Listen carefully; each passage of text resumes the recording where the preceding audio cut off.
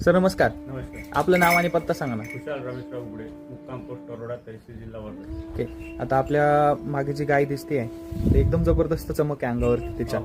तुम्ही milk charger कधीपासून वापरताय सर? 2 वर्ष झाले. 2 वर्षापेक्षा जास्त झाले आणि कंटिन्यू चालू आहे, Continue. कोणताही ब्रेक नाही घेता. तुम्ही कसे वळाले होते मिल्क चार्जरची माहिती वगैरे? मस्टायटिस. बरं. म्हणजे त्यामुळे मग मस्टायटिस झाल्यावर जनरली लोक डॉक्टरांकडे जाते. झाला आहे तरी हां ट्रीटमेंट झालं हां. तर ते दुधाले त्याला वेळ लागत होता कंटिन्यू मध्ये. हां. त्यामुळे मग शोध घेतला, युट्यूबवर घेतला. युट्यूबवर तुम्हाला कळालं की हे आहे म्हणून, मग तेव्हापासून वापर सुरू केला. बरं. तर मग अगोदरचे आणि नंतर मध्ये काय फरक पडला का मिल्क चार्जर? फरक पडला. तरी काय बदल जाणवले? चमक मिळाली, दूध घट्ट मिळालं, दूध घट्ट झालं, वास नाही. वास पण येत नाही. फॅट एसएनएफ किती लागते आता दुधाची? तो 5च्या वर 4.5च्या वर कंटिन्यू. दर कसा बसतो?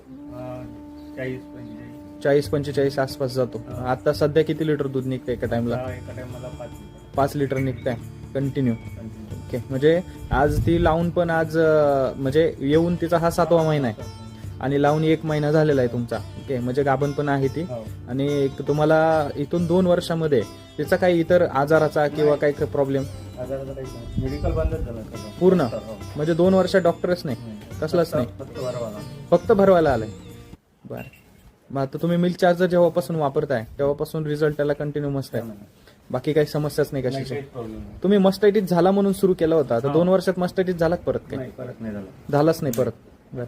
आता हिचंच एक बछड आहे, तिच्यापासूनच तयार झालेलं ते आतमध्ये आपलं, बरोबर? हो. तर ती पण सेम हिच्यासारखीच आहे सेम. आणि दूध पण तेवढीच देते, बरोबर? म्हणजे आता दोन्हीचं मिळून 10 लिटर एका टाइमला दूध जातं आपलं, हो. बरोबर? ओके. आता मागच्या काही दिवसांमध्ये तर ऊन आणि टेम्परेचर खूप होतं. आपण आता वर्धा जिल्ह्यामध्ये इथलं टेम्परेचर सगळ्यात हायेस्ट होतं महाराष्ट्रात, 47 पर्यंत गेलं होतं. त्यात सुद्धा आपल्या दुधाला कमी नाही झाली काहीच, कंटिन्यू चालू होतं. जर कमी जास्त म्हणजे 1-2 दिवस गॅप पडल्यानंतर हा जर आणायला लेट झालो हा तर कमी यायचं, पण कव्हर होऊन जातं नंतर. कव्हर होऊन जायचं. म्हणजे जर ते दिलं गेलं नाही काही कारणास्तव तर मग त्याच्यामुळे दूध कमी व्हायचं आणि ते दिलं की चालू राहायचं कंटिन्यू. ओके. तर मग एकंदरीत आपल्याला मिल्क चार्जरचे रिझल्ट एकदम जबरदस्त मिळाले. हो. जर तुम्ही युट्यूबवरती बघितलं नसतं किंवा मिळालं नसतं तर काय परिस्थिती असते? विकावं लागली. विकावं लागले असते, परवडले नसते. नाही. बरं. आता सध्या तर एकदम जबरदस्त रिझल्ट आहे. आता चमक वगैरे बघायला गेले तर एकदम भारी आहे त्याच्या अंगावर. तुम्ही समाधानी आहात वापर करून? आता तुमच्या भागामध्ये बरेच जण दूध व्यवसाय करतात. तर हा जो हिंगणघाट किंवा समुद्रपूर भाग आहे, इकडे भरपूर शेतकरी दूध व्यवसाय करतात, पण त्यांच्याकडे समस्या आहेत की दूध निघत नाही किंवा विकून टाकायला लागतं, लागून राहत नाही. त्यांना काय सांगाल तुम्ही? त्यांना असं सांगेल की मिल्क चार्जर वापर. मिल्क चार्जर वापरलं पाहिजे. ओके. आता काही जण तर म्हणतात आपल्याकडे